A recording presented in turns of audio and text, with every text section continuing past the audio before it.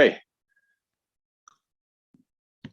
So welcome everyone. We're now starting our policy session. Typically at Atmosphere America, the policy session is always a very popular one.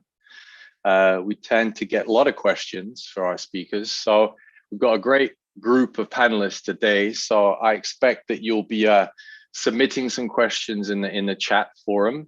We have 3 presentations. We're going to start with Cindy from the EPA.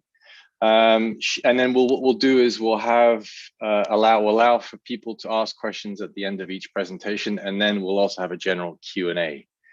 And then we'll make our way over to Glenn from California, and then we'll finish off with Taryn from the US Climate Alliance. Okay, so that will be the order of the presentations today. I'd like to first of all thank Cindy Newberg for joining us for Atmosphere America. It's been a while since we had you last time, Cindy.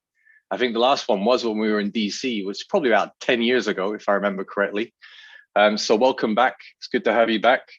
And today she's the director of the Stratospheric Protection Division of the EPA. And she's going to be specifically presenting about the American Innovation Manufacturing, or known as the AIM Act, which is a very important piece of legislation that is going to change the market in the US going forward. So we're very excited to hear more about that. Besides that, she's also well known for her activities on the Montreal Protocol side. So I'm guessing if we have questions there, because there was the Montreal Protocol last week, maybe some people might want to ask some questions about that. I don't know, but that's not the purpose of today's presentation. So thank you, Cindy. And feel free to kick off your presentation. Thanks, Mark. I appreciate it. And I think that is right. I think the last time I actually was at one of your conferences was when it was in DC, although clearly my staff has been a regular participants, including you had someone on our team earlier today. So I think that's useful that we stay connected and stay in touch in ways that we can. I'm going to go ahead and share my screen. Sorry, I have to get into presentation mode on it. So that'll take me 1 second, but hopefully you see it now. If someone can just nod so I know that. All good. Okay, perfect. So I will give you kind of the highlights. Some folks, I'm sure, participating in this meeting probably have been in other meetings that we've done over the past, well, it's now over 270 days, but last December, the AIM Act was agreed to, and that sort of kicked us into high gear to start putting together our regulations domestically. The AIM Act, I'm going to focus on a couple of areas, maybe a little bit on the Act itself, where we just finalized the HCFC allocation rule recently. And then we'll have the technology transition petitions that we're working on now. And happy to take, as you said, questions after the presentation.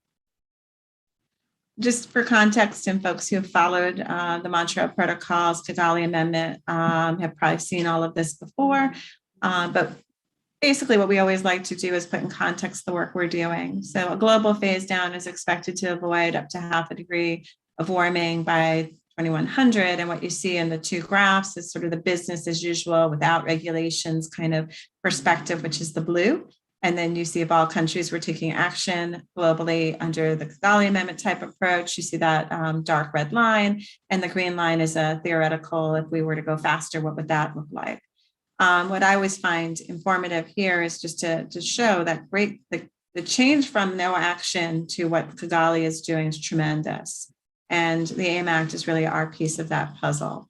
HCFCs, obviously, we all know, potent greenhouse gases developed to replace those undepleting substances. And what we can do today is take action to phase down their use in many different areas.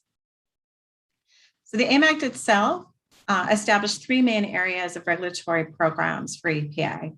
First is the overall production and consumption phase down. It's the opportunity for us to domestically do what we've done in the ODS space, basically through an allowance and trading program, establish what the limit is, and then phase that down over time. We also have an authority to set up a facilitating sector-based transitions to next generation technology, and this is looking at the specific applications of HFCs in a variety of different uses.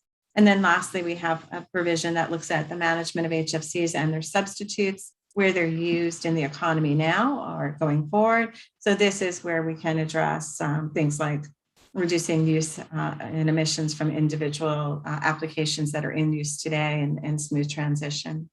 There are a lot of provisions that were similar to the Clean Air Act, but there are, and so we like to think of it as it was inspired by things we did before, but it's new and it's different. And there are areas in particular where there are differences. There is some very limited state preemption. I figured it was worth flagging that, given I'm followed by California and the U.S. Climate Alliance. It's pretty limited. It basically says that for areas where the EPA is required to provide mandatory allocation, that's the area for which there is preemption, but there isn't preemption on the other provisions, and even that's time limited. And then there is a provision that targets small business grants. That's also something we didn't have before. And then there's this concept that I'll speak to a little bit more on application-specific allowances. So the allocation rule, which was our first major rulemaking, it was kind of a hallmark in a lot of ways. We had a very short timetable to do this rule in. It was the first from the current administration. It's the first climate rule that was finalized. And the rule was really very important to us foundationally. It was signed September 23rd. It was published in the Federal Register. You can see the dates in bold. We issued allowances on the 1st. And so those are really important pieces for us to make sure that we get out there. And then I want to note, which is also important, is the table on the side that shows what Congress gave us. It's consistent with Kigali. It is these milestone percentage reductions that need to be made. So we're at 90% of the baseline for 2022 and 2023, and then we very quickly get to 60%, all the way down to 15%. This is the only year I get to say this, but it's 15% in 15 years. So I like that talking point, but it goes away the next year. So in issuing this final rule, just to maybe highlight a couple of things we did. As I said, we established the production and consumption baselines from which the reductions are made. Congress told us how to calculate that baseline, consistent with how Kigali says to calculate a baseline. And we did that and provided that detail. We also codified that schedule that we just showed in the regulations as well. We established the methodology for allowances for the first 2 years. It's important for me to note that because we were very clear in the rulemaking. We're going to come back and do this again for 2024. 270 days is not a long time for EPA to pull together a proposal and final rule. And we want to make sure that before 2024, we have an opportunity to consider some additional features, bells, whistles, other approaches that we really did not feel we could adequately kind of explore in the way we would like to in a 270-day timeframe. But that methodology for 2022 and 2023 says that first, we will take off the top the allowances for the 6 applications the AIM Act calls out explicitly, and we can provide a little bit more on that as I go through this. And then after that, we issue allowances for production and imports of HFCs. And that is based on the 3-year high for companies. We looked at 2011 through 2019. We took the 3 high years for individual companies, and the calculation was done based on that. And then we set aside a certain amount of allowances that could be for new entrants. It could be for folks who are in the application specific space, and for some reason we didn't know that they were there. And there are other possible provisions that we laid out, but this is a very small pool of allowances that were set aside. And then the last thing that I think is kind of one of the key features of that first rule was we did put in place emissions limits on HFC 23. HFC 23, as folks know, that's the most potent HFC, and the provisions for that are more restrictive because of that. So just to give you more on this application specific, I've said it a couple of times. The Act called out these 6 applications: metered dose inhalers, defense sprays, the structural foam. So these uses we had to take off the top from the pool and then would issue allowances to everyone else after they were taken off the top. Just to be clear, at the end of the day, this is a really small percentage of allowances. I have a pie chart later that will show that, but it's a very small amount in aggregate. But there is special handling for these groups, and we lived into that in this rulemaking. Those entities have allowances that they can then confer. So for example, if you are a metered dose inhaler manufacturer, so someone in the pharma industry, you may not be the importer of the HFCs or the producer of the HFCs, you're a producer of a drug used to, the drug and the device used for asthma or COPD. So you can confer those allowances to a producer or importer, and they'll acquire the HFCs in your behalf. And then, as I noted, we have the set-aside pool, just to put in tons. That set-aside pool is 7.5 million metric tons of exchange value. I should have noted this earlier. The Act uses the term exchange value. It is numerically equivalent to I'm forgetting what the name is, but it's the GWPs for the 100-year used in the Kigali Amendment and used elsewhere. It's a one-for-one value. It's just different terminology to mean the same thing. But we use the term set-aside exchange value because that's what the Act tells us to use. But it's no different. It's the 100-year GWPs. And if companies use these allowances that they're allocated, they have to have used it has to be based on the fact that they were in the 2020 pool. These are the pie charts I mentioned. So just to be clear on the pie charts, what's interesting here for me, you can see companies that got allowances. We have another pie chart. I didn't put up the third for the application specific. I encourage people to go on our website and play around with it. I find that pie to be fun because it's a circle within a circle. So you can click on, for example, semiconductors, and you get all the companies that got allowances there. But for the consumption allowances and production allowances, we were very clear on who those allowances went to. We have a fourth pie, which is for the entities that got less than 0.5% of the allowances. That's because there are just so many. If we added them into this pie, you would not be able to see them appear. It's just very thin lines. But you can see the two slices that are pulled out. One is the application specific allowances. The other is the set aside. As I noted, they're very, very small when you look at them compared to the total. The other feature in the rulemaking that I think we spent quite a bit of time thinking through and setting up were provisions to ensure the rule could be enforced and had compliance mechanisms that made sense to us in that rulemaking that could be used to ensure we prevented illegal trade, and we addressed it if it did occur. So in the final rule, we established the electronic tracking system for the movement of HFCs in commerce. So for us, what we're looking at is something that really allows for QR codes to be used. We're all using QR codes all the time these days, pop up a menu or something else. We want to use QR codes in order to track the movement of HFCs through the economy, from ensuring that it's legally manufactured or imported and distributed. Over 5 years, we'll phase away from allowing for single-use disposable cylinders to only allowing for refillable cylinders. There's a couple different milestone dates in there. There's the date for which we will no longer allow the entry into the economy of disposable cylinders, and a second date by which a sell-through has to happen and those disposable cylinders are off the market. We've also established administrative consequences. These are in addition to traditional EPA authorities to take cases for violations of our regulation. These are consequences where we have direct authority to revoke or retire allowances or other kinds of provisions to address non-compliance with the rule. But these are in addition to the traditional authorities that we would already have. And then we also establish record-keeping, reporting, third-party auditing, and data transparency provisions, because we feel like the more we get out and share, the easier it is for us to ensure that there's greater compliance with the rules. And then maybe I think this may be the last point on the allocation rule, but just simply to note that we did an environmental benefits analysis of the rule. The gray line is the business as usual if there weren't any regulations on HFCs in the US. The orange line is the phase down schedule for consumption. What we saw, and we looked at this was the first use in a regulation in this way of the social costs of HFCs. And what you'll see is the present value cumulative benefits are almost $273 billion.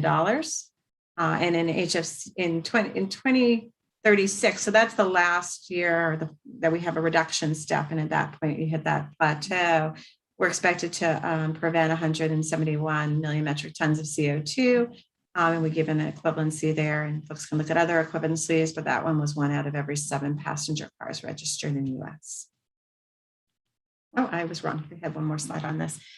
We also looked at environmental justice analysis, which was something the agency has really taken on, trying to look where we can do more and share more on environmental justice and in other areas as well.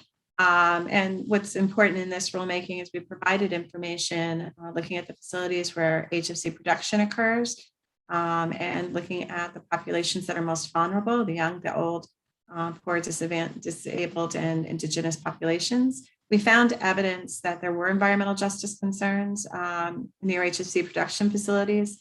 In this analysis, we couldn't differentiate and determine whether or not what the extent was and to what extent it was attributed to HFCs, the production of HFCs vis-a-vis other things that were happening. But what we thought was important was to share that information, to make that available. And this is an area for which the agency is committed to continue to look.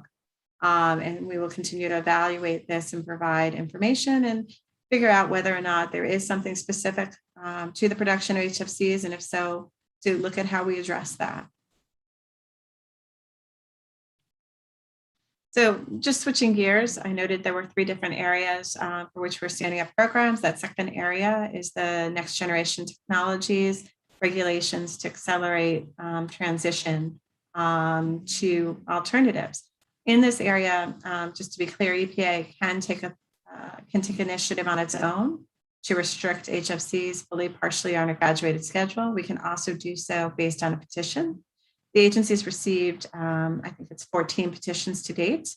Back in October, we went ahead and granted a number of those petitions. We have certain requirements. When we receive a petition, the Act requires us to make that petition available, for us to act on it within 180 days of its receipt, and then to complete a rulemaking within 2 years.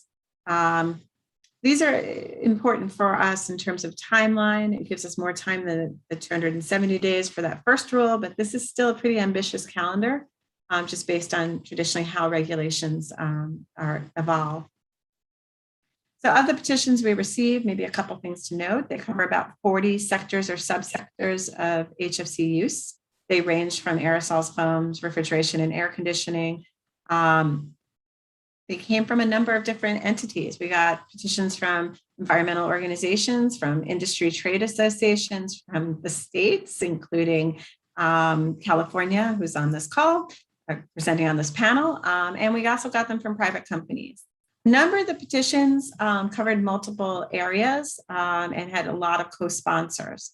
And those are both important factors for us, because on October 7th, when we were approaching the date by which we had to grant the first, grant or deny the first 5 petitions, we decided to look more broadly. Because we had overlapping petitions, we actually looked at more than just what we were required to look at, and we granted 10 petitions and then partially granted 1 petition.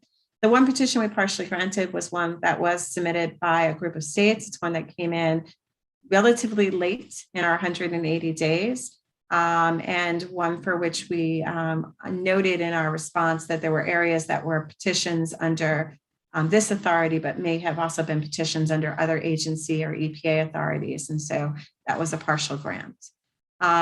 Next steps for us, though, is we're not done with what the Act tells us we have to do. We have to consider a negotiated rulemaking before commencement of a regulation. And so we're in that process now of that consideration of whether or not we'll use a traditional notice and comment rulemaking or a negotiated rulemaking. And just to give some context of what we think these petitions mean, similar to that graph I had a few slides ago, the upper line is sort of that business as usual scenario. That dark step down line is our phase down schedule.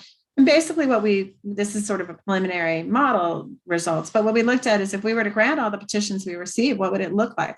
Sorry, not all the ones we received, the ones that we granted or partially granted, what would it look like? And what we're seeing is for the sectors that it covers, it looks like it puts us on a pathway for compliance with the phase down schedule. And in some areas, looks like it may even go beyond that. And as I noted earlier, we can act on our own or we can act based on petitions. So this slide is just really looking at the petitions we granted, not everything we could consider or not consider. And I think I'm going to just leave it there. Those are the slides we had, and I'll turn it, I guess, back to you, Mark. Thank you, Cindy. Very, very interesting presentation. I got a quick question. When it comes to petitions, is that it now? There are no more opportunities to submit petitions? Or how does that work? There's not a hard deadline that says you must submit. Just as if we receive a petition, we have deadlines by which we act on them. Okay. So when it comes to kind of sectoral activity and focus, then there's still opportunities for that, for petitions to come in. Obviously, you've got a lot to deal with right now, but there are opportunities going forward for additional ones. Absolutely, but there's also opportunities through, once we start a rulemaking for petitions, there'll be an opportunity for us to bring folks together as well. For example, that may be a place where we do stakeholder meetings, other kind of engagement, and no matter what type of rulemaking we use, there's always a public participation element to that rulemaking. Okay, great to know. We have one question from Keely Whitman. So she's asking, I'll read it out because it's quite a long one, so let me read it out. My understanding is that a supermarket company that imports car air conditioning, recharge canisters, and electronic dusters for sale in their stores needs to apply for allocations if they want to continue to sell those imported products after January 1st, 2022. That's her understanding. What is the process for a supermarket company to submit an application for allocations to import those products? Well, a shout out to Keely for always giving me challenging questions. She did that when she was at EPA, and she's certainly done that since then. I think that those were in two different spaces. And Keely, I'm certainly going to encourage you, as I always would, that you reach out. We can reach out offline and follow up. But maybe a few things I'll note. The rule makes a distinction between bulk import of HFCs and products containing HFCs. So I think, and again, I probably would need more details from Keely. When you say a recharge, that could be a small container of refrigerant, which would be a bulk product based on our definitions. Bulk isn't a matter of size. It's that bulk product could be a small container. It could also be in a large cylinder in an ISO tank. So that may need some teasing out to understand what was meant by that. With regards to a product, I hope we were clear in the preamble to the final rule and in our response to comments that the agency did not propose or finalize including products in the allocation regime. We understood and have received some comments on our doing that. But in the rule, we noted that we had these other authorities, like I just noted, in the Petitions Authority and other places that we felt were more appropriately aimed at addressing products and equipment, because products in that case could be an aerosol can, but it could be a refrigerator or something else, or foam. So we felt that we had other provisions that were more appropriate for addressing products containing HFCs. So Keely, we're happy to follow up with you offline and get a little bit more detail on the recharge to see if it is a product or bulk container, but just to note, we made that distinction. In terms of your main question on how does one get an allowance, that set aside pool of the information on our website, there are links and details on how one could come in if they were not a current importer and they wanted to come in under the set aside as a new entrant. There's information. I believe the application deadline is November 30th. Actually, I'm sure it's November 30th. And you can work with folks to do that if that's something you want to do. And we have until March 31st to act. No later than March 31st, we would act to issue allowances. All right, great. Thank you, Cindy, for that. Couple of quick questions. And then we'll move on to Glenn. One from Ali White. Is the information on granted petitions publicly available? Yeah, our website has a table of the petitions and notes if they were granted. All right, okay, so we'll make sure we share that with participants. And then final question from Jim Caro. How do the AIM Act and EPA SNAP rules work together? That's a very good question. They're separate authorities, obviously. We have Clean Air Act Authority, we have AIM Act Authority. Our Clean Air Act Authority didn't go away because we have an AIM Act.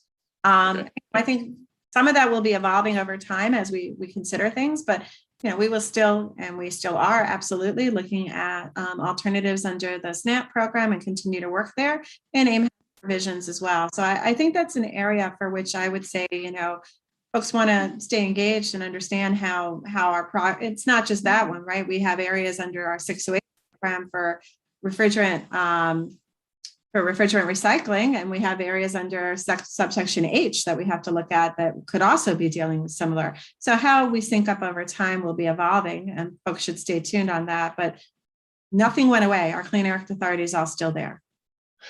All right, great to know. Cindy, you've got several other questions, but we have to stop now because otherwise we're going to run out of time and we're going to get cut off. So thank you, Cindy. Maybe if we have time at the end, we might ask you a few questions at the end, so please stay with us. So thank you, round of applause to Cindy for all the ones watching remotely. And then, well, all of us watching remotely. And then now I'd like to welcome, we're now going over to California, to Sacramento. And we're going to welcome Glenn Gallagher to speak on behalf of CARB. So Glenn's been spoken a number of times at our atmosphere conferences around the US, actually. So he's someone that's very familiar with the audience and has worked very much on the short-lived climate pollutant strategies of California over the last few years. So he's going to give us an update on what California is up to. So please give a welcome applause to Glenn Gallagher. Over to you, Glenn. Thank you, Mark. Although California is only one of 50 states, we do have 12 to 13% of the US population. And California seems to be a really good indicator of where air pollution and greenhouse gas laws and regulations are going. So with that, let me forward this.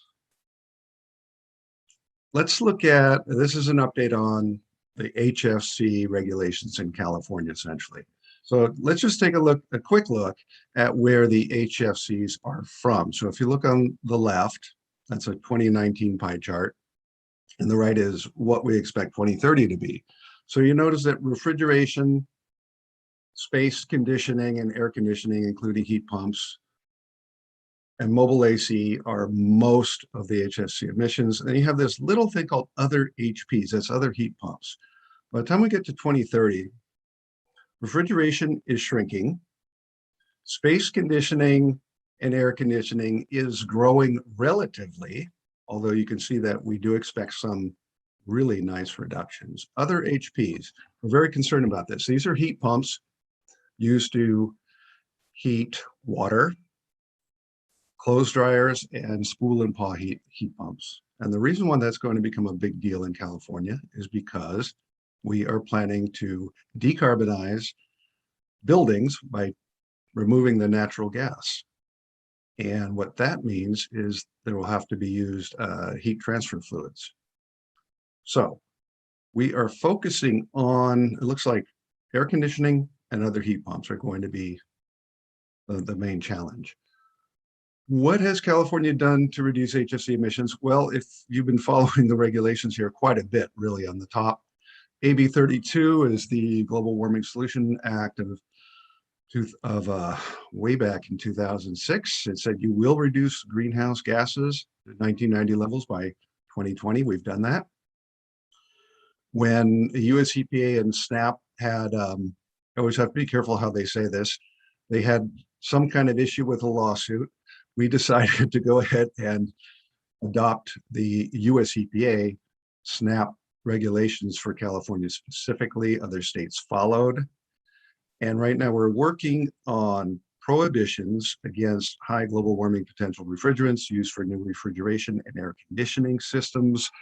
That will be final by the end of the year. It really will be. Right now it's out of the hands of CARB and it's into our Office of Administrative Law. And that's a 150 GWP limit for refrigeration and 750 for air conditioning. Obviously that 750 is a bit of a compromise. Here is the bar chart showing estimated HFC emissions from 2020 to 2030 in California. You see the top line is business as usual, and then the hatched lines are reductions we expect through measures adopted in California. And the blue is additional reductions from the federal phase down from AMAC that we heard Cindy discuss. Thank you. So we hope to have a lot of HFC reductions by 2030.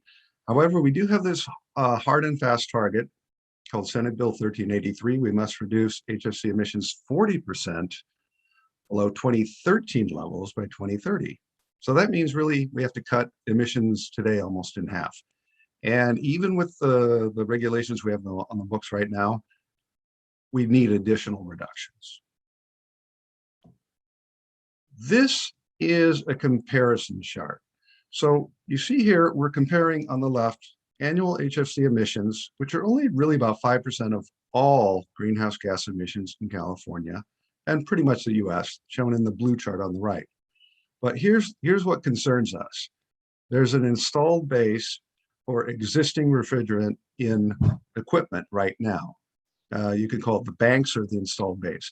And that's equivalent to about 60% of 1 year's total greenhouse gas emissions from all sources. So we still are struggling with what to do about this, because even if it's captured and recycled, it'll eventually all leak out. We want it to be destroyed, maybe, but we definitely want it to be recovered and recycled indefinitely. This is the future of HFCs, I think. There is a California executive order from the government saying California as an entire state will be carbon neutral or zero net greenhouse gas emissions by 2045. And then lately they said, well, why settle on 2045? Because climate change is real. You know, we have terrible problems in California with fires and heat waves and droughts. What about 2035? So HFCs are obviously part of the greenhouse gas bucket, only 5% now, but it's kind of a stubborn 5%. So by 2045, HFCs could be among the largest remaining greenhouse gas sources. Most of the greenhouse gas, of course, is from burning fossil fuel. We have this huge electrification push in California coming up. So reducing the HFCs will be integral for achieving the state's long-term climate goals. How do we expect to do that? Well, before we get into how to reduce, I think maybe it's a good thing to look at what we should try to prevent.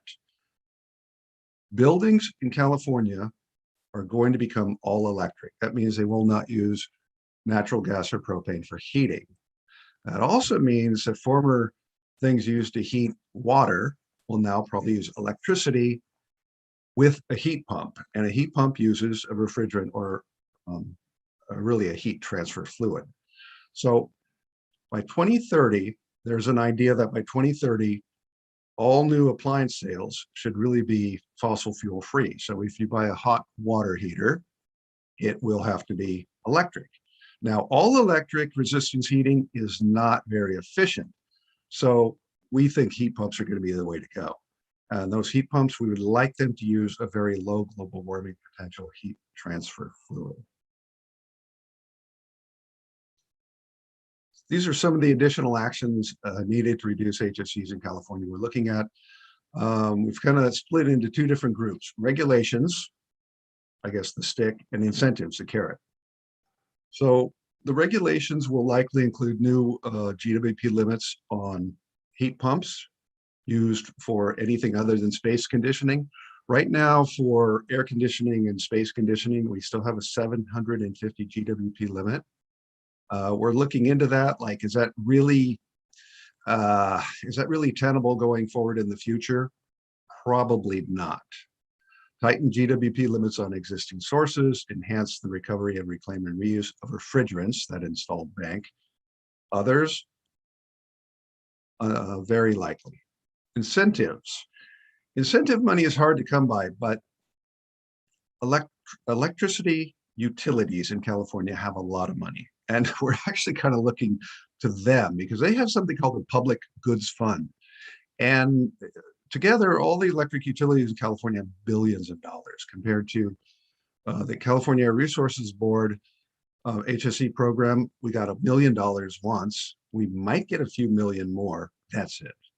So what we want to do is we want to incentivize basically either installing only low GWP cooling and refrigeration equipment, or really retrofitting. Get rid of your high global warming potential equipment and replace it. And of course, a lot of that money really should come to assist low income and disadvantaged communities when it comes to space cooling, because that really should be a human right. Everyone should have a reasonable temperature to live in. Looking forward, I think the biggest driver in California, and we're always behind Europe, but tend to be ahead of much of the federal United States on greenhouse gas laws. California has this goal of being carbon neutral, and we will probably achieve it. It could be 2045. They might try to move it up to 2035. HFCs are obviously part of that. So if HFCs are part of the greenhouse gas emissions, common sense says, but this is not a measure that we are promoting right now, but common sense would tell us that the refrigerants used must eventually be close to 0 GWP. Is CO2 at 1 going to be fine? Very likely. Are hydrocarbons, which are now thought to be less than 1, going to be allowed? Yes, very likely. So, and if it's less than 10, that's really close to 0 compared to thousands. We would like to reiterate that we try to be as technology neutral as possible. We always are. So that means both very low global warming potential natural refrigerants and low GWP HFOs are acceptable. To be honest, we're taking a wait and see approach on HFOs. They are allowed by all the federal laws. California is not going to go forward to be completely different on this one unless it is proven to us that HFOs will be environmentally unacceptable. So for now, they're okay. And it might go without saying that the California Air Resources Board, or CARB, will continue with HSE regulations. And I would expect what we're going to do is rely on the AIM phase down of the supply of HSEs while working on some of the existing banks. But also we might introduce a few prohibitions against buying very high global warming potential refrigerants that coincide with the phase down steps, so that will lock in our emissions reductions. So again, these are not promises written in stone, except for that 0 net GHG emissions. And to be honest, the Air Board does not have an official policy on what to do with HFCs. We could account for them by offsetting their production, because we'll be stuck at 15% if we follow the AIM Act. 15% of a lot of emissions is still a lot. And that concludes my presentation. Thank you. Thank you, Glenn. Okay, just waiting for some people to field some questions. I got a question for you. So, am I right to interpret that basically California could become the heat pump capital of the world? I think it is extremely likely. I really, really do, because if we say basically for all new buildings, you can't even hook up to a natural gas line. And if we get really aggressive with building electrification, we're going to say, you already have a natural gas line. Guess what? Stop using it. So that means heat pumps. So think heat pumps all the way around. Absolutely. That's a game changer for the heat pump industry. I think it really will be. Especially with, the thing is, with most buildings in California already have air conditioning. So we don't expect a lot more HFCs from them as they convert to heat pumps. But it's the other heat pumps, I think, the clothes dryers, the water heaters, like virtually every building has a water heater. And right now, most of them, 80% of them are natural gas fired. And California also has 1/3 of the pools and spas in the United States. So that is not a small source of potential emissions. Okay. All right. So couple of quick questions for you. Will R32 still be allowed in heat pumps to allow for fast electrification of residential heating? So, you know, the 750 G, well, it's actually more now following the latest, it's gone over 750 Right. R32. And that's on 100-year. If it's on 20-year, it's like over 2,500. Right. But are you you go ahead. Yeah, are you going to allow for that in heat pumps? R32? Right now, the answer is yes. We have not proposed a measure that would prohibit R32 in heat pumps. Are we going to propose a measure where we'd like to go a lot lower than 750? It is very likely.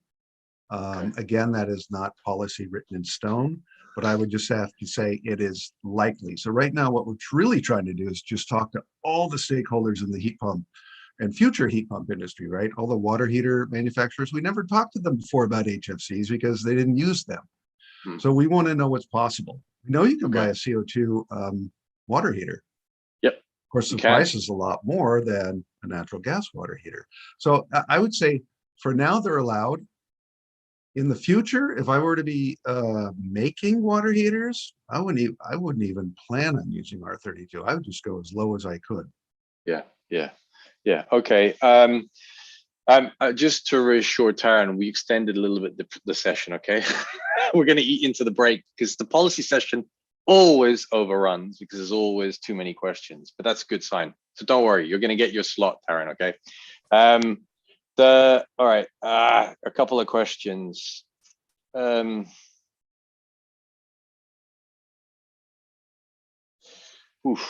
my God, there's a lot. All right, there's too many. So I'll just pick one out of the blue. I'll just take one. When will agencies shift from IPCC 4 to IPCC 6? And will they start using 20-year values? That's from Charlie Hon. Yeah, I like the question. The answer is CARB is not changing. I haven't heard anything about us changing from 100-year to 20-year. Or from IPCC, we used way back the fourth assessment report back in 2007, I think. We have not upgraded it. Will we upgrade it? Not a clue from this end. Sorry. 20-year GWPs make a lot of sense. If we started using those, watch out. But right now we're stuck. Don't worry, we're stuck at 100-year. What we expect is end users who are actually the people buying the equipment. They will start having 100-year and 20-year before they purchase the equipment, and they'll work it out. It's pretty obvious. I think it would be so confusing. We could have 20-year GWP limits. Right now, we're going to make it simple, and we're going to stay with 100-year. Yeah. Okay. You're going to get a couple more questions at the end. All right. Okay. Thank you, Glenn. So we went from Washington, D.C. over to Sacramento. Now we're kind of looking at what are the other states doing.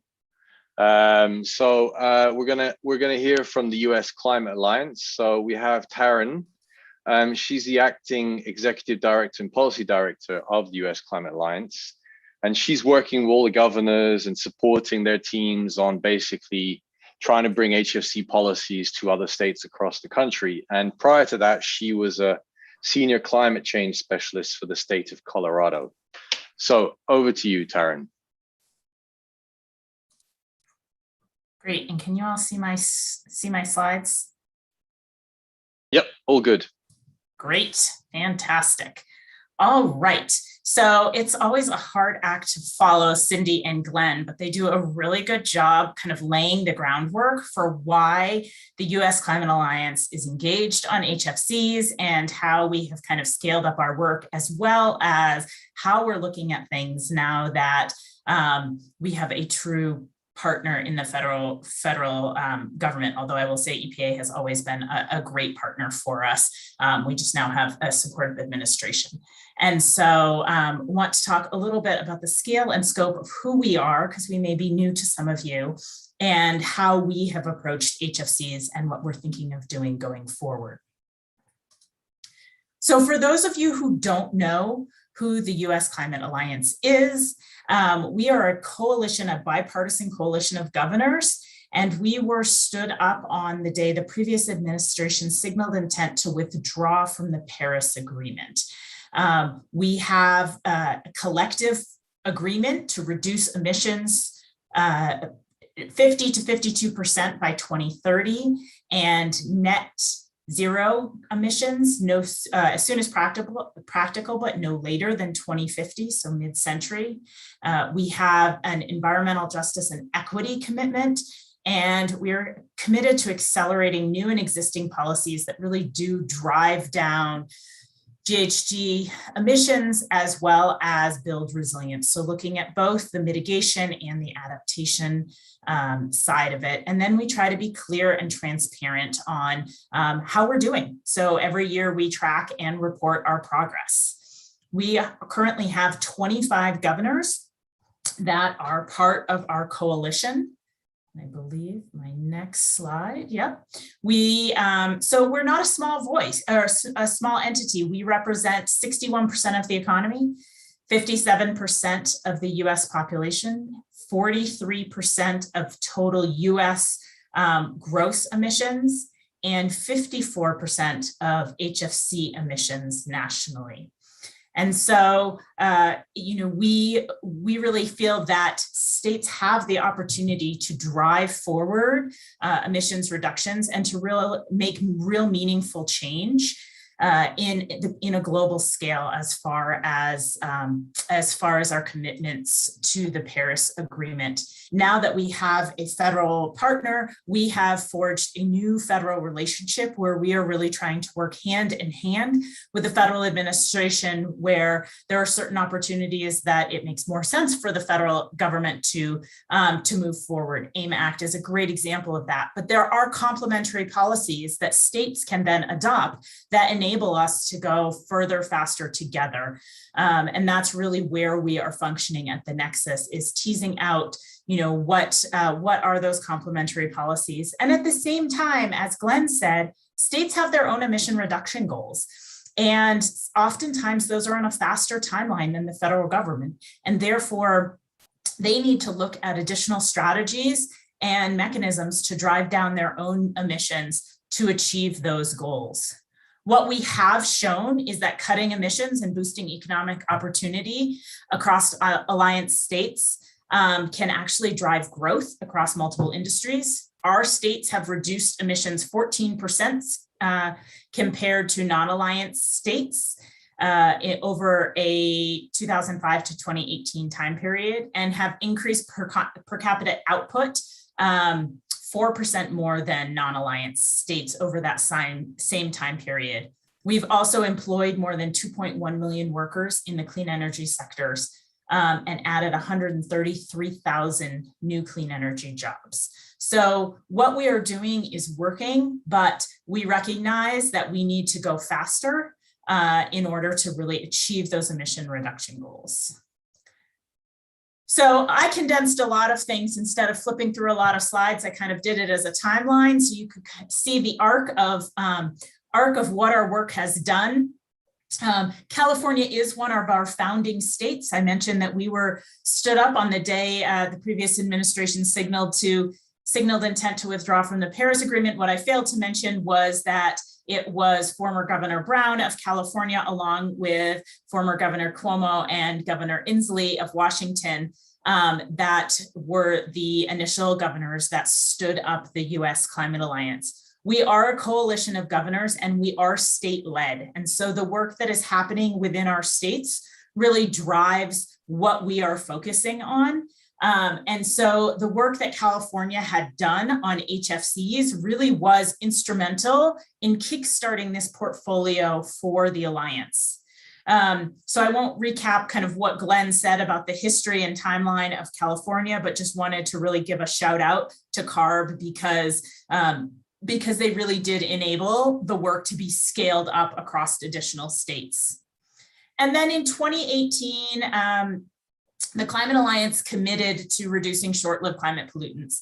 as a piece of our emissions reduction strategies. So HFCs is obviously included in that, as is methane and black carbon. This was a broad commitment from all of our governors at the time, which at that time was 17 governors, came forward and said that they were committed to reducing emissions 40 to 50% below current levels by 2030.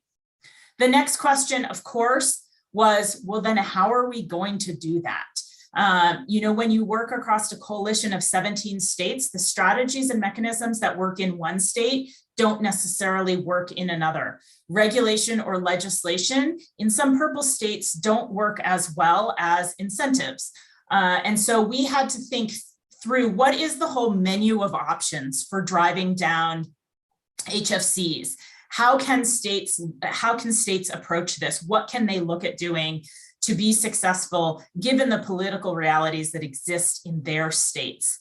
And so we came out with an SLCP roadmap that outlined the options that could be considered for those reductions. And again, the Climate Alliance, we are trying to provide tools and resources to accelerate policy development at the state level to overcome the barriers that exist. So this was really a very policy-focused guide for states to look at how they could drive forward. Then at the Global Climate Action Summit, which also took place in California in September of 2018, we had three additional states beyond California announce their intent to regulate HFCs. And so states in general have broad authority to regulate HFCs, and these 3 states decided that they were going to move forward with that effort. That kickstarted a very quick, tag teaming of additional other states. The Climate Alliance helped by developing, in part with CARB, an inventory for states to better understand the impact of HFCs on their emissions portfolio. We also developed model regulation language that could give states substantially similar rules and regulations. Some states chose to do it through legislation. Other states felt they had the regulatory authority to phase down HFCs. And when I say phase down HFCs, I'm talking about, you know, backstopping the SNAP rules. And so at the end of 2020, we had 16 states that had committed to this phase down. And again, they all were using this substantially similar language so that we were not inadvertently creating a patchwork of regulation across industry. We recognize that can be incredibly problematic for industry. And so we tried to work really, really closely with each of our states to have substantially similar languages. There were nuances in individual states. You know, some of our states have heat pump goals, for instance, and so those pieces were called out in some of that regulation. We also served as a kind of central gathering point where folks could come to us and say, hey, we have a concern, and we could then elevate that concern to all of our states. While we had 16 states committing to the phase down, we probably had about 19 states that were actively engaged in our work group and really monitoring and listening to what was happening on the ground. So then this effort at the state level, I have been told by numerous parties, really helped to catalyze and push forward the AIM Act at the federal level. Obviously, the work of the states on SNAP was really important, but AIM gives much broader authority, and it goes further to phase down the HFCs. And so we provided federal comments on the AIM Act in support of the AIM Act. And we now have a number of states that are kind of taking two different, well, I would say our states are taking two different approaches. We have states that are kind of taking a sigh of relief and saying, okay, AIM Act is moving forward. That schedule works with our schedule. So we're going to rely on the framework at the federal level to phase down HFCs within our state boundaries, because that works for our goals. We have other states that the timeline doesn't really mesh. And so they, similar to what Glenn said about California, they are continuing to look at additional strategies. And we are going to continue to engage with the federal government to inform, the states are the test bed of some of these regulations. We're seeing that with HFCs. We've seen that with methane. And action that has been taken just this week with EPA. This is where some innovation can happen at a smaller scale and then be phased up. And there really is no path to 1.5 degrees without state action. And so we really feel that our states will continue to pioneer next generation efforts to phase down HFCs. We've seen this in California. Washington State also took efforts this year to add additional end uses and further reduce their HFC emissions. So given all of that, what's next? I think sometimes people say, well, AIM Act is out. Now Climate Alliance can step back and let EPA do their thing. Well, it's not quite that simple. Like I said, there's no path to 1.5 without state action. And so there is still a role for states to take, and we will continue to pursue those next generation policies. A number of our states really do have faster timelines to reach those emission reductions. And so they are looking at what do those next generation policies look like. Again, we will probably look to California and Washington as some of the models of how we will look at implementing GWP limits or addressing some of these kind of next steps with our regulations. Again, when we do move forward, we work collectively and we will try very hard to make sure that all of those efforts are coordinated across the states that are doing it, so there are no, so that it's easier for industry. We're also currently, like everyone else, having to learn real quick on understanding and addressing supply chain impacts. Some of the states are really struggling right now because they're hearing from industry that there's a lack of supply for low GWP alternatives, and as a result of supply chain impacts. And so we're trying to think through, what does that mean? And what does that do? States need to think differently. Do they need to modify their regulations? Is there a workaround? We're trying to stay really on top of that and understand what is happening and figure out the next steps there. There's also, and I know, EPA will be working on this too, but addressing recovery, reclaim, and reuse is really important to our states, as is working with small businesses on this transition. I mentioned that our states commit to environmental justice and equity components in all of their climate rules. And so thinking about the impacts that transition to low GWP refrigerants has on small businesses and rural communities, or communities that are food deserts or things like that. We're trying to think through what are the ways that we can help those small businesses make the transition.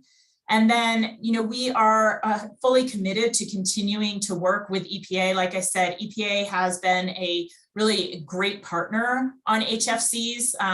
Cindy is always quick to respond to my numerous emails asking silly questions. Actually, I will say, so is Glenn. So thank you to both of them. But, we will continue to engage on the rulemakings and make sure that we are using our united voice, speaking for over 60% of the population, to help build an administrative record that shows that Climate Alliance states feel that this phase down is critically important. And we'll also be open and honest about the impacts that are happening on the ground. Ultimately, states are always opposed to preemption because we want to have the flexibility to go further and farther. But I think what was negotiated in the AIM Act was very narrow preemption that had a very small impact on individual states, and many of those end uses were actually already excluded or exempted from state regulations. And so the actual impact to states was very, very limited, and we felt that it really kept the environmental integrity and intent of the legislation. So again, we will continue to be strong federal partners and figure out where are the areas where it makes more sense for the states to move and where are the areas where it makes more sense for the federal government to move and how can we vocally support that. And with that, thank you, Taryn. Questions. Thank you, Taryn. Well, I'll whilst I wait for questions to come for you, we've got about 5-6 minutes left. So I'll field a question to Cindy. Well, there's actually 2 questions for Cindy, which the second question is actually relevant for all of you. So we'll start with Cindy first, and then we'll finish off with a question for Taryn. Cindy, a question to you regarding the Montreal Protocol. Yeah. Will the Senate receive and ratify the Kigali Amendment this year? That's a question. Question, but not really a question for me. That's a question that would go to the White House. The Kigali Amendment was transmitted, the package was transmitted from State Department to the White House. So the next step is for the White House to transmit that to the Senate. I wish I could tell you what that timeline is, but I don't know. Okay, thank you. Then a question to all of you, but starting with Cindy. Over in Europe, there are 5 EU states that have started looking at HFOs from a PFAS perspective, and there is actually a realistic chance that HFOs could be banned from the European market because of some concerns related to PFAS. Is this something that you are looking at or are following from the EPA perspective, and then maybe from the CARB perspective, and then from the US Climate Alliance perspective? Yeah, that's a good question. I mean, a couple of things I'll say. EPA, as a general matter, EPA is obviously engaged in looking at PFAS, and there was a recent announcement. And I don't want to get ahead of our folks who are on the front lines on PFAS. But to the point on, are we staying engaged? With regards to the chemicals that we follow in my program, which is going to be ODS, HFCs, HFOs, other substitute chemicals, we are engaged. We are iterating with our colleagues and staying on top of what they're doing, and we'll respond accordingly if and when something comes forward. But I think that we'll have to see how that evolves. I don't know the answer to your question overall, because I think I don't want to get ahead of folks who are really, that's their full-time work. Okay, all right. Glenn, Taryn, do you wish to comment on that? Yeah, I would say similar to Cindy, CARB is taking a wait and see approach, which we know doesn't always work.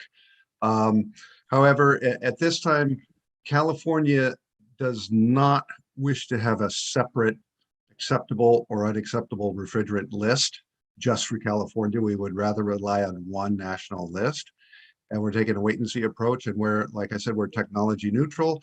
And if it's shown that HFOs are harmful, well, beyond a doubt, we will certainly probably be a proponent of prohibiting them. Okay, so this is a watch this space. I guess that's the same for Taryn, right? It is, yeah. Yeah, all right. That's exactly where we are. All right. We always run out of time. 2 minutes. Okay, so yeah, question to California from Christopher Mueller. He's saying basically, if you're going to go heat pumps, where's the electricity going to come from in California? Because that's been kind of an issue.